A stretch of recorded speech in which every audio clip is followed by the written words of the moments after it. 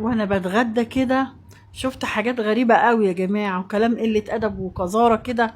فبيتهموا الذكاء الاصطناعي. يعني انتوا حتى الذكاء الاصطناعي ما سبتوش في حاله. دلوقتي كل اللي هيعمل عملة يقولك الذكاء الاصطناعي. ايه يا جماعة، في ايه؟ انتوا مش عايزين تسيبوا حد في حاله ليه؟ يعني حتى الذكاء الاصطناعي بتلبسوا له تهمة. عيب بقى، اجبروا بقى، اجبروا وانضفوا يا جماعة. يا جماعة اكبروا وانضفوا. شوفوا الناس اللي ملهاش ملة سبقتنا بزمان، واحنا اللي ديننا مفيش زيه. بقينا متأخرين قوي، بقينا بنعمل حاجات ولا المتخلفين عقليا ولا اللي ملهمش ملة. بجد يعني يا ريتنا نرجع للقيم والمبادئ تاني، ونرجع للكبير كبير والصغير صغير. بلاش الصغير يقل أدبه على الكبير.